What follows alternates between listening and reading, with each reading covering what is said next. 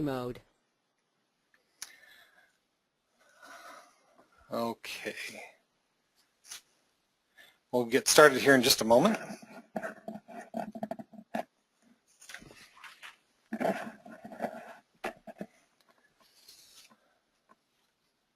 Hopefully everybody's able to see this, and we'll get started here. My name is Jeff Orton. I'm the chair of CalGIS 2014. This is our 20th anniversary conference, and we're going to be doing this in Monterey this coming spring in April. This is our first webinar. We're hoping that everything works well, that we don't crash and burn along the way. As you can see by the agenda that is up on the screen, we have two guests today on our webinar, James Fee and Prashant Singh. We'll be getting to them a little bit later after I do a little introduction about the conference here. If you have any questions, feel free to send messages, questions at the bottom. I'll try to get to those during the webinar as we have a chance to meet with our speakers. If there are any problems along the way, try to let me know. If anything odd is happening out there, we've never done this before, and so we're hoping that we don't have any difficulties along the way. Let me get started with telling you a little bit about CalGIS. CalGIS is a conference that's been going on since about 1995 in the state of California. This year, as we were meeting at the CalGIS conference in Long Beach, we had a bit of a conversation about the kind of future of CalGIS. What did we think would be some good stuff we could do with the conference? One of the things we ended up discussing was trying to use technology to bring the conference out to people. We had discussed the idea of broadcasting the conference. One of the things we decided that would probably be difficult with that would be we felt that the necessary part of the conference and a big part of why it was important for the state was building the connections and the networking and the friendships and the whatever connections between the people, a sense of community. So what we decided to do was give it a shot this year because this is a 20th anniversary conference and this is kind of an important thing for us. We decided to try this series of webinars where we would monthly, in the 6 months leading up to the conference, have a webinar where we would update people on the conference, where we would bring a couple speakers in from around the state, almost like mini conference sessions, like breakouts, where people could have a chance to see at their desks some of the interesting things going on in the state and across the country with GIS. These webinars will vary from month to month. What the content is going to be. This month we have a couple of speakers. We're going to kind of do it in a interview format with James Fee and a presentation from Prashant. Then as we go on through the subsequent months, we're going to have additional guests each month. Some of the people who are already lined up, we have some people going to be speaking to us about marine GIS. Scott Gregory, the state GIO, has agreed to join us for one of our sessions. And these sessions will be going monthly, just about the middle of each month from now through March. So with that, let me tell you a little bit about the conference. I'm going to look at my notes down here so I don't miss anything.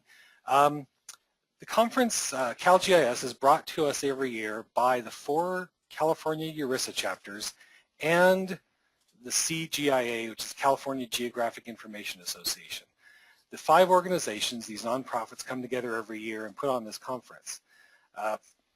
We're hoping this year to really have a great conference for our 20th anniversary. The last few years have been a little tough here in the state of California. There's been a little bit of budget struggles and that's been limiting the number of people who attend, but we are trying to keep the costs down and the quality up this year. We're putting it in Monterey where it's never been before, and so we really want it to be something special. There's a couple things about the conference this year that we're going to do a little bit different. In fact, I'm going to switch over to a, oh, there it is. If you can see that, I'm switching over to a kind of a general purpose outline of the conference, where we're 6 months out, so all the details haven't been nailed down, but let me tell you a little bit about this. First of all, as of this point, we have 3 confirmed speakers. Jack Dangerman from Esri, who most of you I'm sure know. We're also going to have Mike Magursky from Code for America. He has some really interesting stuff. He used to be with Stamen Designs. If you've ever seen some of their mapping work that they've done, he was involved with that, and he's at Code for America now. And then we're also going to have Eric Gunderson from Mapbox, who's going to be joining us. We've also been having some conversations with Google. They have the head of their map engine project is interested in participating with us. We're just working out some of the details on that right now to see if he can be there. So let me run over the agenda for the conference for you real quick, or the outline, in the next couple minutes, and kind of tell you what's going on, and then we'll move right on to our guests. The Monday of the conference is normally our workshop day, so we're going to be having a workshop from Esri for the day, a day-long workshop of open source technologies and new technologies. What that looks like right now, we haven't put everything together. We don't have all the details nailed down. We're working on that and trying to come up with what people really want to see. We're also going to have a marine GIS mini conference. The idea of this is that the Monterey Bay GIS users get together periodically and have their marine kind of a user group. What we're going to try to do is we're going to try to expand that into a day-long series of marine discussions, marine GIS discussions on that first day. A half-day meetings on that first day, the Monday, will be the CGIA board meeting and the state GIS users group, if that all works out. Probably some meetings with the ERISA chapters also. And then something we're really excited about, and have a team working hard on this one right now, is that Monday night, what we're going to try to do is have a social event, rather than just a kind of a casual social hangout thing. We're going to be actually taking over a restaurant for the evening and doing a dinner. And so we're trying to provide a full meal for everybody, and then time for people to sit around. The restaurant will be just ours, sit around and be able to enjoy the whole evening at that restaurant. So we're really hoping that will be a nice kickoff for the whole conference. The next morning on Tuesday, what we're going to be doing is, instead of having a keynote and then breaking out into breakout sessions immediately, what we're going to try to do is stay together for the day, so we can have a common conversation about some things that we feel are issues in the state of California. So we'll have a couple of keynote speakers, I guess you'd say, that day. We have some conversation with them. We'll probably be doing a town hall discussion of some kind. There'll be a lunch provided. We'll probably having some panel discussion. So it'll be surrounding issues that involve everybody in the state of California, and some interesting things for the whole group. That evening afterwards, there'll be time interspersed through the day for meeting with the vendors. The vendor area will be right there next to our area where we're going to be having our conference sessions. And then we'll be meeting with them in the evening, having our normal networking reception with the vendors. And then we'll also be having a social event that evening. There's some discussions about the possibility of something like a beach party right now. We're also talking about some other options that are out there. So if you have any ideas, things you'd love to see in Monterey, let us know. Then Wednesday we'll be having breakout sessions for the whole day. We'll start right at the beginning with breakout sessions. We're planning on doing 3 or 4 breakout rooms with quite a number of interesting topics, user discussions and such. One of the things we're looking at this year is, instead of having the standard hour-and-a-half with 3 presentations format, we're talking about doing some lightning talks and many more 10 and 15-minute talks throughout the day. If you have something that's in your that you're interested in sharing with everybody that's a longer session, please let us know, and what we'll be able to do is put together the program. If you go to calgis.org right now, the call for submissions paperwork is up there that you can see, and you'll be able to soon have the ability to turn that information in online. And then that night, that afternoon, we'll have our closing keynote, kind of to wrap the whole conference up. It'll be kind of a big event there. Maybe it's a little bit of time for discussion, and then we'll have a social event that evening, maybe a hack event. We're trying to decide exactly how that'll go. And then as I put on the little agenda thing or little paperwork, you're also welcome to hang out an extra couple of days in Monterey. It's a beautiful time, beautiful city to be there. And so we hope you'll enjoy the conference. So what I'm going to do now is I'm going to try to figure out how to share our camera with James Fee. Let's see, if I make James Fee a presenter. James, you there? Yeah, I'm here. Well, I hope everybody. I feel like I need. Yeah, I don't have any like orange trees behind me. Well, sorry, my wall was pretty blank and white, and you have a plant in the corner. I have one of those too. But so anybody who doesn't know James, James is quite a personality in the GIS world. I've been following his blogs and Twitter stuff for a number of years now, and I find his stuff interesting. In fact, part of the reason for this set of webinars as we did them was kind of inspired by his hangouts that he does on his website. So you might want to jump over to spatiallyadjusted.com, I believe is your webpage. Yep. And then you're also on Facebook and Twitter and all over the place, right? Everywhere I can get, I am. Okay. So why don't we get started? What we're going to do here for the next few minutes is ask you a series of questions. I sent you some kind of outlines of things. We'll try to hit a few of these. I don't think we have time to cover everything, but why don't you get started telling us a little bit about yourself and how you got started in GIS and kind of where everything started. Yeah, it's kind of a funny story. I was one of those guys that liked maps. I think we all, growing up, we used to play with maps and play Risk and those other games that had maps in them. I actually have a degree in geography, which I guess isn't really that impressive anymore. I think people hold that against you in this space if you have a degree in geography. You can't do GIS, you know geography. And I went to school. I graduated before GIS, so I learned how to do pen and paper cartography, which has not come in handy at all in my career. When I graduated, I started working for cities, local government, and I learned really quickly that I did not want to work for the government, that it was moving at too slow of a pace for me. So I got in the consulting world, and I've sort of been in there for, I guess, almost 18 years now, 19 years. So it's been a fun ride. I love technology, so I'm always trying to find something new to play with and something new to explore. And I think that's one of the cool things about GIS is, we're always at the forefront of technology, whether it's databases or web or visualization. We get to play with the cool stuff before other people figure it out. Well, that's, I have a geography degree. Actually, I have several geography degrees, so, I haven't joined you.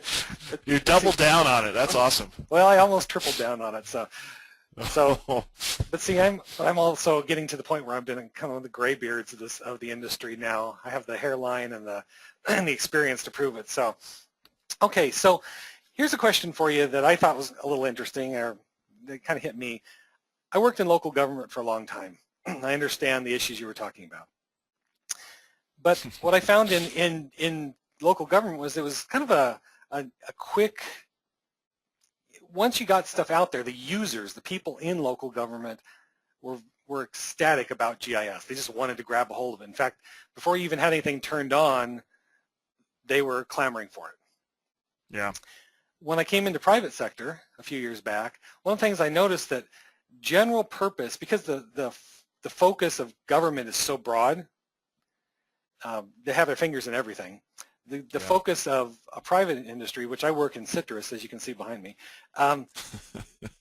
the point of that is that there's very specific things that people need. They don't necessarily want GIS or cool web maps and stuff. They want information that helps them do their jobs. Yeah. Application and very focused kinds of things. How do you see GIS kind of developing from this point onward, or the geospatial technologies, to kind of meet those needs in both of those areas? Yeah, you bring up a good point. I mean, I think private sector is application focused. The idea that you have a different application to solve each individual problem, as opposed to some overarching big system. I mean, I just know we must have 15 different financial applications I get in to manage my project. Each one does this little thing really well, I guess, and they love to buy that kind of stuff. I think it's just the way the private sector works. They identify a need and they buy a piece of software to address it.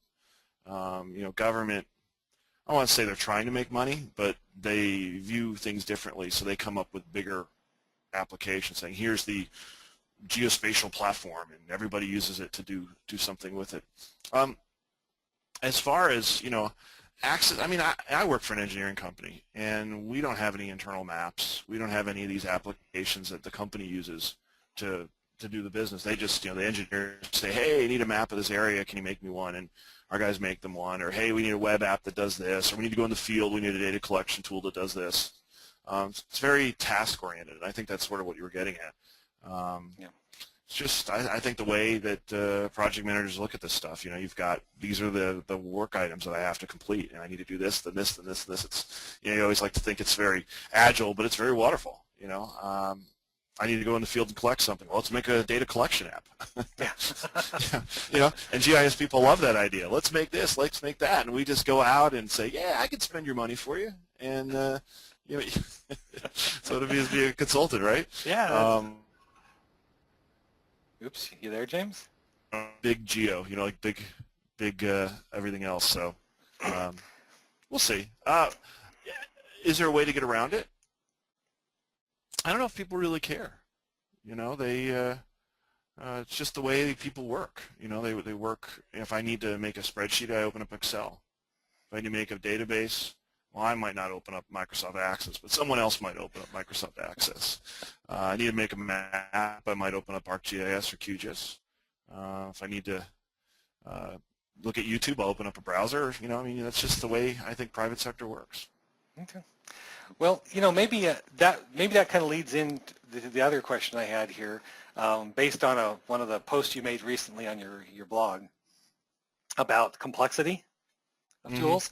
You know, that's one of those things that the idea of just popping something open and using it, I think there's tools out there that people can do without, you can just pop open and use, and there's other tools that are complex that you just can't pop open and use, you know, no matter how much you might want to. So here's the kind of the question on that end. In your post, you were kind of bemoaning the complexity of GIS software, and so what I'm trying to get at is there's kind of a continuum that, and people responded to you. There's a continuum of very, you know, very multi-purpose, catch-all kinds of tools. You know, we can think of the Esri suite as something like that, where I sit down in front of my desk every day, I don't know what I'm going to do. And so big, complex, challenging tools that have a lot of functionality, all the way down to tools where some very smart person has whittled down a number of use cases to a very small number and created some kind of very streamlined, intuitive application. How do you see, the question I had for you is, how do you see that range of tools fitting in within the geospatial world now, and how do you see those two sides working with each other to try to meet some kind of, you know, the needs of the people out there? In other words, I mean, how do you make things more simple, like you were bemoaning? Well, the reason that came up is I was working in I won't name the city, but it was back east, and I was using their GIS web app to find information, and I clicked on something to do a search, and up popped a classic ArcGIS create a SQL query to find, you know, buildings, and it had that crazy little things down the bottom where you click and or equals, and I'm thinking, seriously, this is 2013, and this is the kind of tools we're giving people to find things? There's been no innovation in how we do things. I think about, I don't use GIS that much anymore, but when I do, it's the same way the tool was 20 years ago. you know, the same way you did stuff, and there's been no improvement. I mean, I guess people like to not have to learn something new. I mean, I can only imagine when Esri comes out with this ArcGIS Pro thing that kind of switches things around, how many people are going to be running for the hills like, you know, I don't know how to use this thing. But, you know, why do we do things continually the same way just because we've always done it that way, you know? I don't necessarily know if I have a great solution to this. You know, I mean, you look at Google, you can type a whole lot of things up into that search bar, you know, math and other equations, and it solves it for you. I mean, you know, the technology's there to do that with GIS. I'm not saying we're going to grab our cell phones and say, hey, Siri, can you run me a buffer of the intersection of these two polygons? You know, that's probably not realistic, but I don't know, I'd like to see somebody smarter than me, which probably shouldn't be too hard, to maybe address this. You know, I don't know if Esri necessarily has an incentive to do it because they want to keep their user base happy. The user base loves the idea that the software works exactly how it did 10 years ago. But when new people come in, you know, if I hire a developer off the street and I say, hey, look at this ArcGIS, look at this, you know, Oracle Spatial, they're kind of like, seriously, this is how you do this? And they go out and solve it some other different way. Because they don't want to work the way we work. Yeah. In fact, I remember a few years ago, I was working on my doctorate up at the University of Utah, and I remember somebody up there bemoaning the desktop, the GUI, a GIS person, because it made it too easy for people who shouldn't be doing GIS to do GIS. You know, and so one comment somebody made was said developers should be talking to users more. What do you think about that? Yeah, so I think classically that has been a problem. You know, these, you know, GIS, I mean, we've all seen them, these GIS applications, someone says, hey, we just released some new website that you can look things up. And you use it and you're like, did anyone actually do any product testing on this? You know, they're just, some guy in a room develops something and they say, here it goes. I think that's slowly changing though. You know, companies like Mapbox, OpenGeo, or sorry, Boundless, you know, they're starting to do things a little bit differently. They're, you know, UI design, thinking about how people actually really want to solve problems. And we're seeing a little trickle down into that. I mean, you look at some Esri designed apps these days, and they don't look like what they did 3 or 4 years ago. These big monolithic, you know, download Silverlight and wait 5 minutes for the map to load, and then click 14 little disclaimers saying, you know, this data is provided for entertainment purposes only. You may not navigate with it. It's an issue. I mean, you're right. Developers who develop inside of a closed system, they don't always. I mean, sometimes they hit home runs. I mean, there's some amazing things that, you know, single guys do in a room at night. You know, these apps you see for iPhones and Androids. You know, a lot of times there's single guys creating this great crazy app. But generally speaking, you know, unless you have a really focused goal for your project, these things get really unwieldy and just you ask questions. I was born in Morristown, New Jersey, even though I didn't live there for very long. And they have this crazy, Morris County has this crazy app that takes 5 to 10 minutes to load, and 1,000 little buttons and all this stuff. And I'm sure the GIS people love it because it emulates the way ArcGIS works. But I'm assuming, you know, if a citizen comes in and says, hey, I just want to see, you know, my parcel and get my parcel ID and how much my, you know, my tax burden is, I don't know if they could formulate a SQL query to find their property. Well, maybe then, kind of leading out of that, obviously I follow along a lot of the stuff you talk about on your site, and maybe I can ask it this way. What do you see as the most exciting trends and developments in the geospatial world right now? And which ones do you see the most disruptive? It tends to be a very fluid world. Yeah, well, that's just it, right? I mean, I can say something disruptive today, and then next week I'll say, oh, look at this shiny object over here. I totally want to use that. You know, some of the areas I'm seeing, and I was just at the Arizona AGIC conference, which is the Arizona yearly GIS conference. And, you know, just seeing what, you know, ordinary people, you know, those that are actually doing work, not the people that, you know, make these you know, work for companies that just make kind of cool apps. These are people actually doing work for cities and governments. doing a lot of JavaScript and some amazing JavaScript and mobile stuff. And I was just thinking, man, these are little counties, little cities around Arizona, and doing things that you'd say, oh, hey, here's Mapbox, and they're doing something really cool. These little cities are doing these amazing apps. I can't remember who it was, but there was a biking app that the county had. All the bike trails. Oh, James, you there? And I'm thinking, wow, and it was all JavaScript, and it was built with Esri technology. I'm thinking, that's pretty awesome, So it's JavaScript. The visualization stuff, I think there's this D3 and a lot of vectors in the browser kind of stuff. Instead of just creating tiles and cutting tiles for days, that you actually just render the stuff out as you need it. That's just pretty cool. Python, that's one of the greatest scripting languages ever created. Probably is the greatest scripting language ever created. Everybody's doing something with Python now, and we're seeing some really amazing things. So, I think JavaScript and Python and visualization are probably the areas that are getting the most innovative ideas are coming out of those areas. Do you see much going on in the world of mobile technologies? Tablet-based kind of work with GIS? Or GIS? It's funny. Every presentation that someone gave that had JavaScript in, people would say, hey, is there a tablet app? Is there a smartphone app for that, a version of it? And, some of them already had them. Other ones were saying, yeah, we need to work on it. We need to develop make the buttons different, that kind of stuff. And it seems like that's what people expect to consume maps on their mobile devices, whether it be a tablet or a smartphone. I think the idea is that we're going to use things like this computer I have right here, to use mapping. I mean, consuming it, probably not. Authoring, yeah, you need desktops and workstations and 5 monitors around you. But consuming, it's happening on mobile devices. I mean, I look things up on this phone, and other people look it up on their tablets. I think it's just the way things are now. I mean, you actually have to, if you create an application, you have to think about how someone's going to use it on a tablet. And that's probably why you don't see any Flex and Silverlight anymore, other than in extreme legacy situations. I know that in the agriculture world where I am, one of the big things is applications that are built on the tablet that maps are centric to it, even though they're not a mapping application. They don't, people don't think GIS. They just see that they open up their tablet, something like iCropTrack, which I've been looking at a little bit. You open up a tablet and the map's right there, and you interact with the map, but you're not thinking, you're thinking I'm a farmer.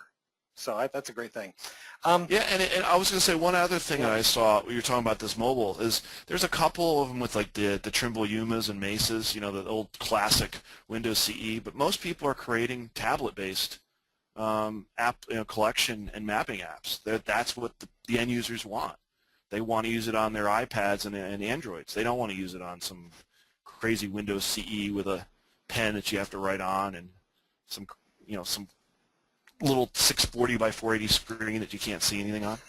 That's happening at, as I said, little cities and counties in the middle of nowhere, Arizona. That's what they're doing. Well, you know what? The form is good, and I think that's one of the things that's driving things towards the tablet as opposed to some of these other formats that have been out there before. So, somebody asked a question here and said about the development. Said, how often do the project managers mess up what the developers are creating? I'm a project manager now, so I got to be careful. But it's true. I mean, well, actually, it's a balance, right? I mean, you like to give your developers an opportunity to be innovative, to do amazing things, to just sit in a room and think about, how are we going to do something? As a project manager, last thing you want are your devs sitting in a conference room watching Ren and Stimpy cartoons on YouTube, trying to get, some sort of inspiration. Looks like you froze up for just a second here. You can always, workers. Oh, am I good? Yeah, every once in a while you've been freezing a little bit. So. You're back now, I think. Oops, I lost your voice. Well, now I can't hear you. Okay, we'll hang on just a second here. We'll get James back. So, I didn't mute you. Oh, somebody muted. Somehow you got muted. There you are. There we Okay. go. It said I didn't touch anything. said the organizer muted you and turned off your camera. I was like, oh wow, I guess I'm done. No, I hadn't planned on that. I didn't touch I was anything. like, holy, apparently I answered the question wrong. Okay. No, I was saying as management, you want to stay out of the way and let developers do their great work. But at the same time, someone needs to drive the boat. Otherwise, crazy stuff happens. That's a balance, and you got to learn. Each organization has to learn the level of that balance. Do you think that that ends up being a case that where when you have all these little one-person shops kind of developing wild ideas, that so much innovation comes out of those because you're not in the structure of some place like where you're sitting right now, where you have to develop. But so many of those things are misses. Or they're Yeah, I think and you have to reward failure. Someone taking a chance. And it's hard to do. I mean, I work for a big Fortune 500 company. I mean, we don't have time to fail, but at the same time, you want people to take chances and try different things and come up with different ideas. You can do that when you're on your own because, heck, time is something you have plenty of. You get paid the same amount of money whether you work an hour or 40, so you work 40 because you need to work. In a big organization, whether it's a city government or a big Fortune 500 company, you have to manage your time. That said, I love when my developers come in and say, hey, we thought we'd do this crazy thing with a database, and it's a disaster. But you look at it and you say, hey, that's a good idea because you're trying to do this, this, and this, and keep trying. Maybe that'll work next time, Fantastic. We did have one comment of somebody who said he's been trying to figure out how to mute you for a couple of years now. So it's easy. Just unplug the computer. Bam. Okay, last question here because we're getting short on time. And I think this is an important one for people across the whole state, is for somebody who's just coming into the field and considering this a GIS career, of whatever that means, or somebody who's looking as an established professional, what do you think the skill sets that these people, especially the up-and-comers, need to acquire to really get themselves settled in the field or have an opportunity in their career? Well, I mean, you have to decide what you want to do first. Are you going to be a web developer? Are you going to do web? Clearly, if you're going to do web at any level, you need to know JavaScript. You don't have to be, here's a blank screen, start typing from scratch, but you have to know how to read it, how to copy and paste, learn how to use other people's samples, build an application. Databases, right? I mean, GIS, you can't do anything without a database. You understand how to do SQL queries, understand how to set up a database, whether it's something simple like a file geodatabase or something more impressive in Oracle or Postgres or SQL Server. And the other thing is Python. I can't stress that enough. You can use Python in your database environment. You can use it in a desktop environment. You can use it in a web environment for scripting. I mean, if you're not scripting, you're a button pusher, and sadly, button pushers are easily replaced. That's sort of my thing. We used to, and you probably remember this, when you first started working, there was a whole group of people that used to do typing. You had that typing pool, and they would go, word processors would be in an office type. Now those people don't exist anymore because anybody can be a word processor. Anybody can click next on a button. That's not hard to train, but learning how to create scripts to automate processes, that's where people pay you, and that's where you have a long career. So, well, I think that one of the local government people down here, the IT room that stores all the servers and has a sign still on the door that says word processing. So they went away, and obviously it's a classic. Yep. Okay. Well, I think we're about out of time. I think one of the things that's interesting about what you just said was, in the world of the GIS, the IS has become very important. Mm-hmm. Those of us who start off in geography, the concept of things in a place, integrating data, I think that's an important thing that some people miss a little bit, but I think that there's been so much emphasis on the technology side of it, being able to make it work, that I don't know that just coming out with your standard geography degree and I don't know how to use a computer does much anymore. Yeah, that's the biggest recommendation I give anybody, is just learn how to use programming, and it's not curly braces and other crazy stuff. It's just learning how to automate your life. One last question, then we'll cut you off here. It says, so many free mobile apps for different platforms lack importing and georeferencing of maps. Any suggestions for a good app?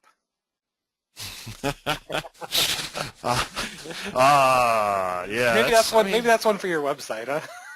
That might be from the website. I mean, the one app that I've been using a little bit lately is an app called Fulcrum, which is made by some guys back in Florida, and it's a neat little data collection app. You basically author it on a web browser, so you use a web browser to create everything, and then you publish it, and then you have little Android, iPhone, and tablet devices, and you can do data collection, GPS input. And it's really easy to use, and it's free. Okay.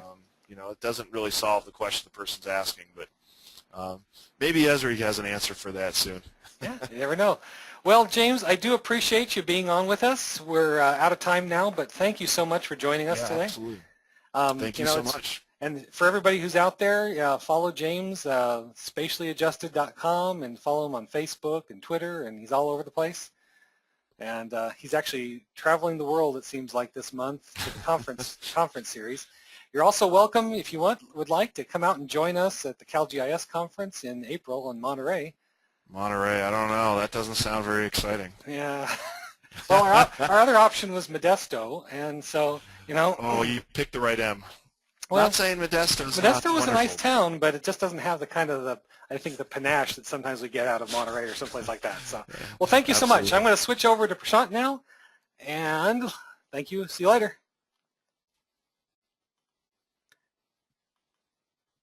All right. Prashant, you there yet? Prashant, let's see. We're having some problems, I think, with Prashant at the moment. Hey. Oh, there he goes.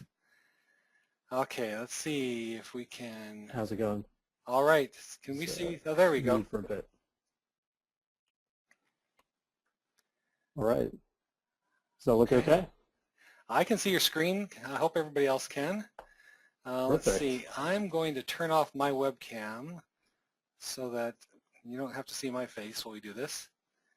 Okay, Prashant. I know it would just distract from my presentation if people saw your face up there, Jeff.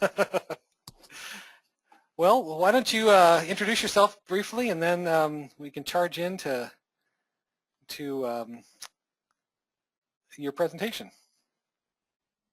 Yeah, that sounds good. Thanks, Jeff. So I'm Prashant. I'm CTO and co-founder of Local Data. You can find out more about us there at localdata.com.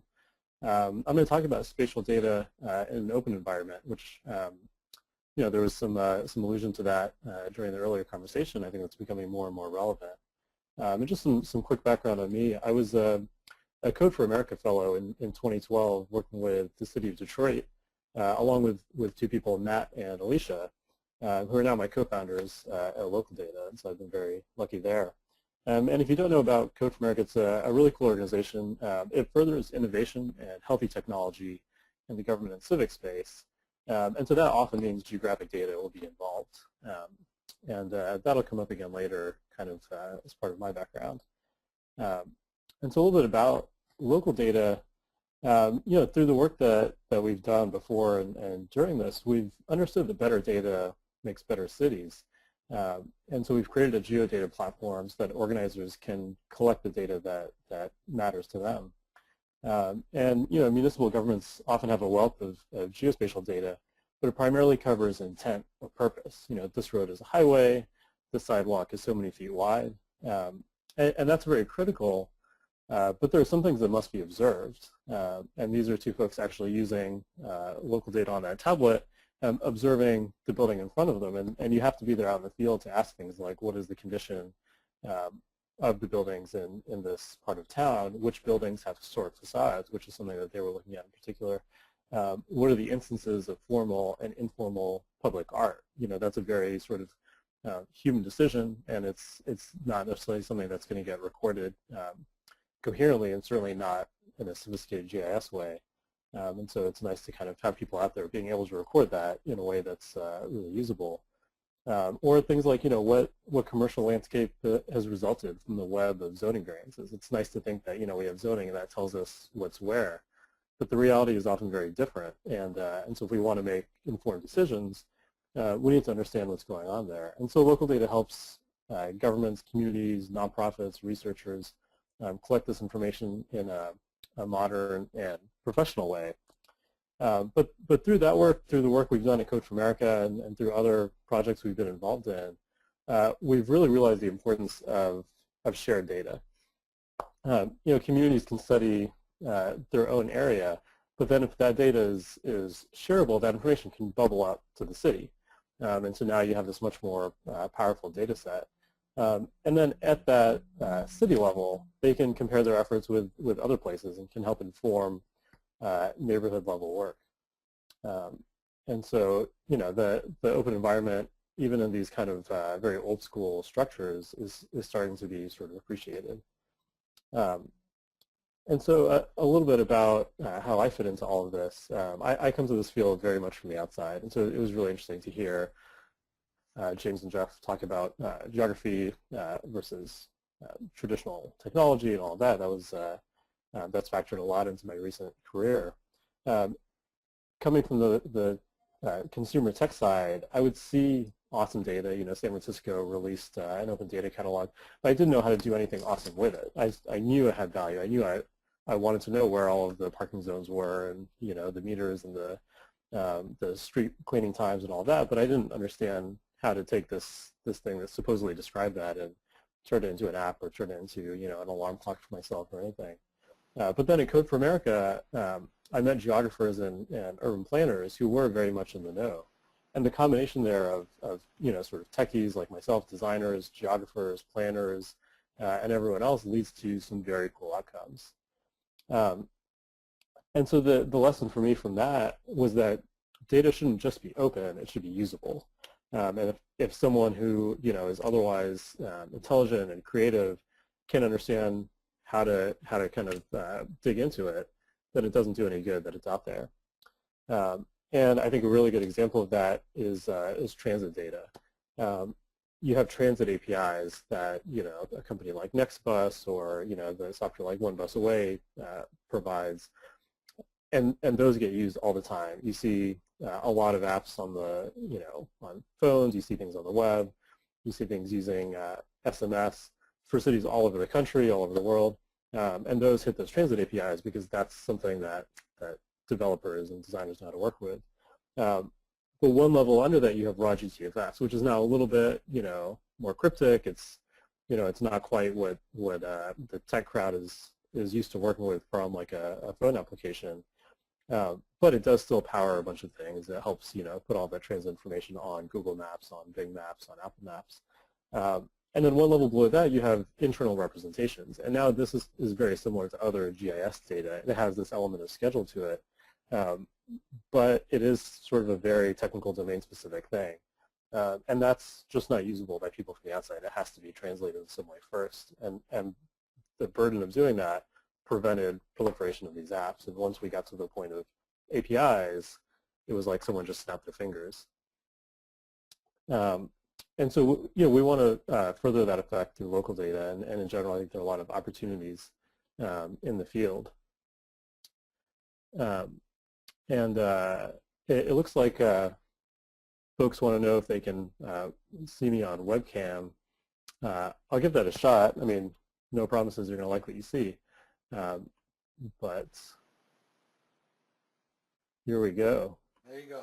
Jeff, how does it look? I actually can't see what's behind me right now, I don't think. There's a flag on the wall and some red rectangle up above your head there. So. Yeah, that's part of a Texas flag behind me. I am in California, I'm in San Francisco, but I like to remember my roots. If you don't mind, we'll leave you on there so I can see you presenting. Sure. So is it my face now and also the presentation? Yep, I see both of them. So. Okay, perfect. So a really interesting component of all of this is this notion of, we talked about observable data, but administrative data is still really important. And so data sets that describe, streets, lots and parcels, parks, et cetera, are not always seen as valuable to outsiders, but they're often very critical. On the other hand, sometimes their value is misunderstood as something that you need to hoard. But they can actually be more valuable when shared. And so, it's people want to say, oh, it's as good as gold. But it's actually not like gold. If you give someone your gold, eventually you don't have any gold left, and then what are you going to do?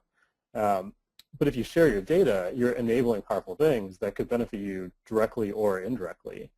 People might build something that now you don't have to build. People might create something that's good for the entire city that you wouldn't have thought of necessarily on your own.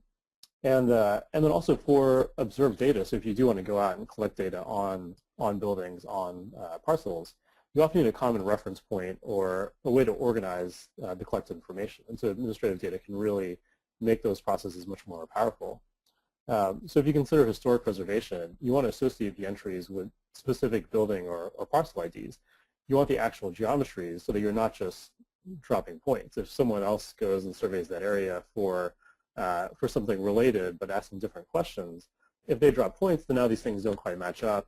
But if they're surveying, according to these parcel boundaries, then now your data really overlays with each other, and that can be much, much better. So it's important to recognize that, like we were talking about earlier, that this is not just a closed circle of GIS experts. The players nowadays are, the spatial analysis experts, the cartographers, the policy and planning folks, organizers and community leaders, and then lay people who have an interest in information that describes where they are, decisions made off of that information, or want to do things like report potholes or what have you, which also, of course, has a spatial component. And so the bar is higher for what's allowed to be, kind of an expert tool. More things need a straightforward design, and that's very exciting for me coming from the consumer side.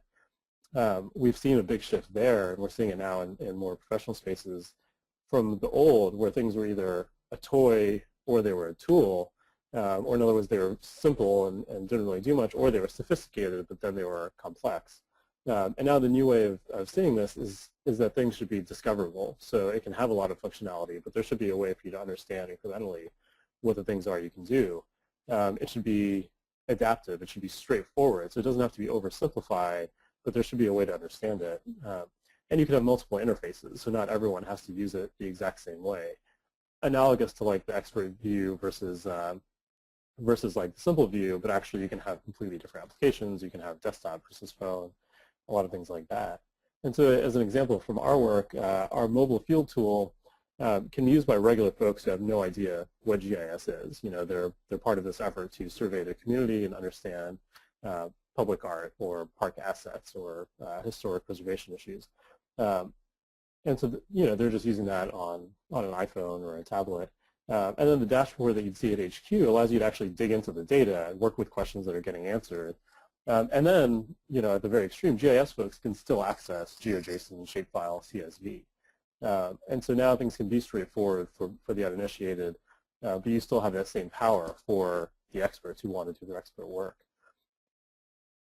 And that last part is very important. Making things accessible shouldn't mean that we shoehorn everything into a foreign workflow. There are people who are good at what they do, and the way they do it might be fine. Maybe it doesn't need to be completely overhauled.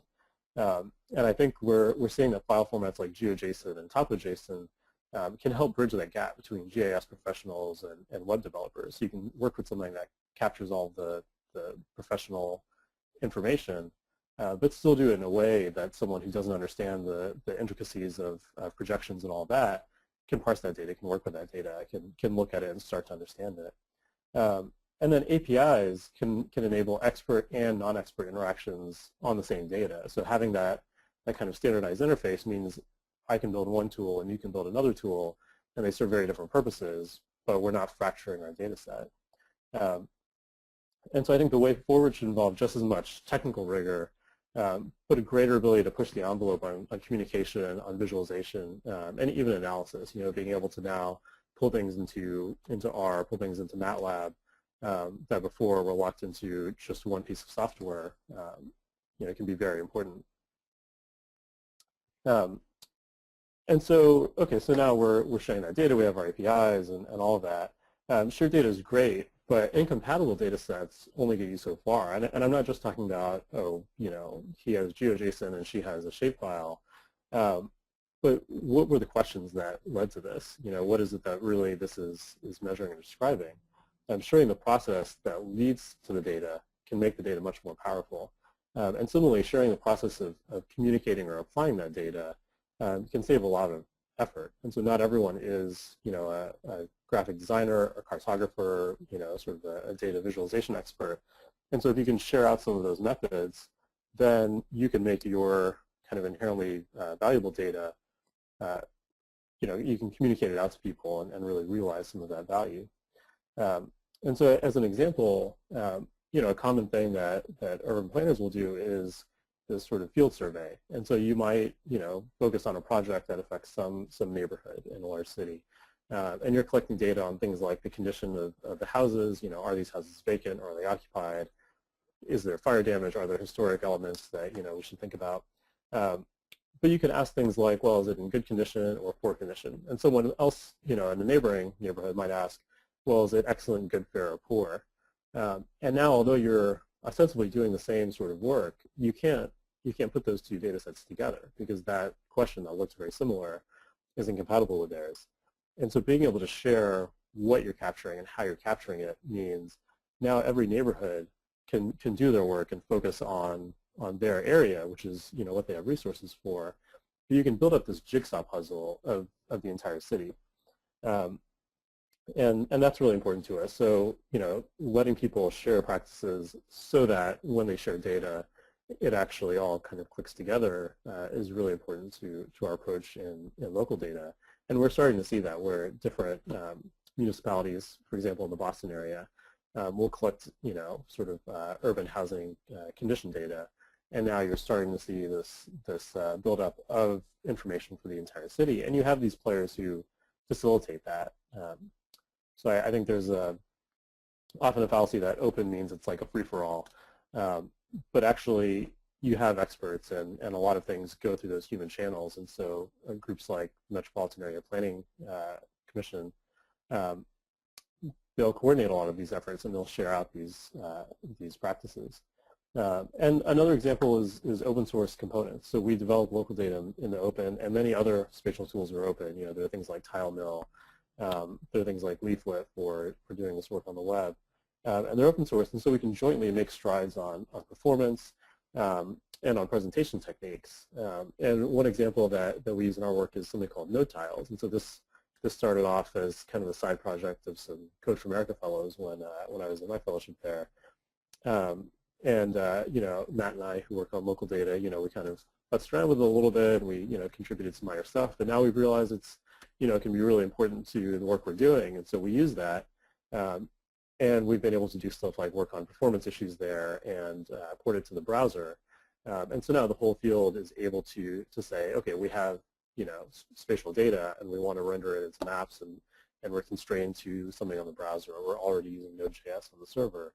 So now they can use node tiles because we've all been able to share on that side and expose their data when previously it might be much harder. And on this slide, you'll see the quotation marks.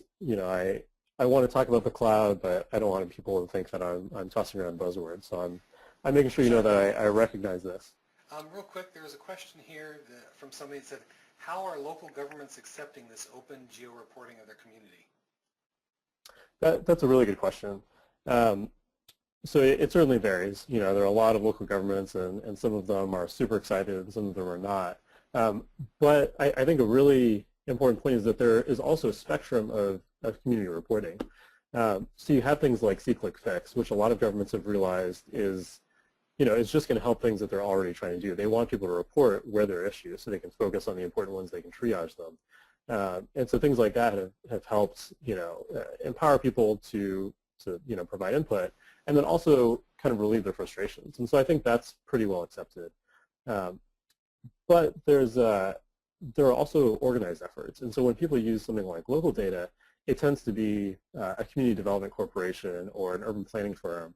And so it's organized sort of professional effort that then brings in residents. And so now you have people collecting data about where they live instead of an outside party coming in and saying, hey, this is what we think is going on in your neighborhood.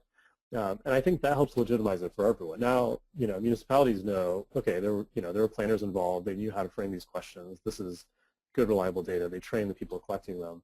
And people in that community know, hey, we were a part of this effort. We worked with the planners, so we know what they're doing with this data. We know when we come in on the next steps and start making decisions that this was authentic data. And so I think really enabling those human connections is super helpful here. There are always going to be attempts to do crowdsourcing, and sometimes that can be very powerful, and sometimes it's misguided. But I think taking advantage of the existing human connections is a really good way to just make everyone comfortable, and justifiably so. There are a lot of ways you can misuse this kind of thing. Thank you. Yeah. And so just to kind of quickly talk about the cloud, because it comes up and it is important. So the open environment de facto involves the cloud. From the perspective of a third party, if I'm looking at your data that now you're trying to open up and maybe you have an API, I just think of that as on the internet. I don't know if it's on your server, on an Amazon server, on some other kind of server. And so if you can offload things to a hosted service, then you can more easily handle variable traffic, untrusted users, and all that stuff. And that's now become my baseline expectation. I'm not going to say, oh, well, this is on like some local government server, so let me treat it differently. If something's on the internet, it's on the internet. That's kind of the developer perspective. And one of the burdens has often been that spatial data can be very large, especially if you're talking about a reasonably sized city. I'm from Houston originally. It's like 600 some odd square miles. I mean, the data there is massive. But if you think about what companies like Netflix are doing, HD movies are quite large. And they're streaming them into people's homes. They're being decoded, on the fly inside people's homes, not on these crazy machines. And Netflix is entirely hosted through Amazon servers. They don't manage their own equipment. And so I think we need to, follow their lead there and even start pushing. The stuff that we're doing can be very important to how cities are run, how organizations, companies are run. And so I think we shouldn't just follow along. We should start to create new techniques that people like Netflix copy. And so, as an example, it's important for data that people collect through our system to be backed up. You don't want it to just disappear one day. So local data things are automatically backed up from a Mongo database, say Amazon S3. And then we don't have to worry about it after that because S3 has extremely high reliability guarantees. And so we're not saying, oh, let's also put it on a tape or some hard drives or copy it to a machine somewhere else in the state, because those are inherently less reliable than what Amazon is applying to everyone's data, no matter how valuable or not it is. And so I think some of the techniques there really can make it easier despite the large amounts of data that we often deal with. And so that that was kind of what I had just as an overview of my thoughts in this space. But if we have a couple minutes for some more questions, I'd be happy to take some. Okay, do we have any questions from anybody? We'll see what we get popping up on the thing. James, are you still around? I don't know if he was able to continue on around here or not. Oh, he said he's muted. No, I was just going to ask, within this kind of environment, maybe ask the same question of you, Prashant, that we kind of asked of James. In the area that you're working right now, oh, darn, my phone decided to go off in the middle of this. There, I'll hang up on my wife for a moment. But since the, what do you see people's skill sets that they need maybe to be moving forward in this world? So I'll say something kind of cheesy, but I think the first thing is adaptability. I think in 10 years, this will not look at all like it does today. If you look at some of the things that Code for America is doing, that Mapbox is doing, that Esri is doing, that we're trying to do, things are starting to move very fast. Where things happen is changing from servers to clients and vice versa. And so I think, being able to, so like James mentioned, if you're if you're familiar enough with things like JavaScript and Python and SQL to kind of like read a blog post or a tutorial, then as things change, you can keep up, and so you don't necessarily have to be an expert, but just, being able to follow along with the gist of the article and understand why someone is saying, hey, let's do this in the browser, or why someone is saying, hey, this is the advantage of Postgres over Mongo or vice versa. So I think that's very important. And then being able to work with people who have those complementary skills. So if you are working on something where presentation and communication is important, then can you work with a graphic designer? Do you understand what they do? Obviously, you don't need to know how to do it, but if you understand what they do or what the interaction designer does, if you're a web guy, do you understand what the database guy does and vice versa? Then you can work with them. And I think we're starting to see that a lot of these things require this sort of full set of skills, and it's not like, oh, let's hand it over to the word processors and they'll type it. It's a much larger effort now. Here's a couple questions for you, and thank you for that. Let's see, the first one was, sorry, I'm managing this thing. Is there a way to ensure people use data responsibly? I don't know if that's a question for you, but that's something for you to think about, I'm sure. Yeah, no, it's actually something that we've encountered a lot, both through local data and through other work at Code for America. So there is this concern that, if you're collecting information on a community, say on housing condition, that first of all, speculators are going to use that information and not the honest developers who are trying to, do good work in the community. And in cases like that, what we found is that if you make it easier for people to use the data, you're empowering people who have the best intentions at heart. The people who are really trying to make a dishonest buck had money to spend on doing it the hard way. And so if you can empower people who understand community organization but don't understand geospatial data, who don't understand cartography, if you can make their lives easier or make their work more powerful, then those are the people who are going to use it correctly. And I think that's an important thing. So there are going to be some people who try to misuse it, but if a lot of people can use it, then you can drown out those negative voices and you can show the counterpoint more easily. Okay, well, thank you. Well, I think that's about the end of the list of questions for the now. There's one other here that maybe we'll forward and put some information from the questions up on the website if there's any follow-up questions. I just wanted to mention to everybody, let's see if I can do this. James, you still there? Yeah, I'm here. Okay, there you go. Well, I wanted to thank both of you for participating. I don't know if you have any questions for each other that you'd like to share, and we're about out of time, but I don't know if you've met before. I'm not sure. Yeah, no. Well, big world, right? Well, like I said, you're both welcome to come to Monterey this coming spring. I just wanted to mention that we're going to be continuing these next month. We'll be having the next conversation, the next webinar on the. In fact, maybe I'll do this real quick here. We'll turn your cameras off for a minute, and I will put up, if I can, I'll change the presenter to myself and put up the, can you see the agenda on there? Nope, let's switch to this other one. The agenda for this. We'll put up the agenda, and hopefully everybody can see that now. What we're going to do is be having the next one would be on October 18th, and if we're going to try to put the recording of this up at calgis.org for anybody who wants to go and watch it later. If you have any questions, feel free to send them to me. Probably the easiest email would be calgisconference@gmail.com. Send that information, and we'll be happy to forward if there's any follow-up questions to our two speakers and see what kind of time they might have to pop back with a short answer that we can post with the presentation. So thank you so much for being involved, everybody, and I hope everybody who's out there enjoyed the webinar. We at one point we're up to about 120 or so, 125 attendees, and so hopefully next month we'll boost that up a little bit more and continue to get the word out about CalGIS. So for that, I would like to thank everybody, and I'll sign off for now. Thanks. Bye-bye.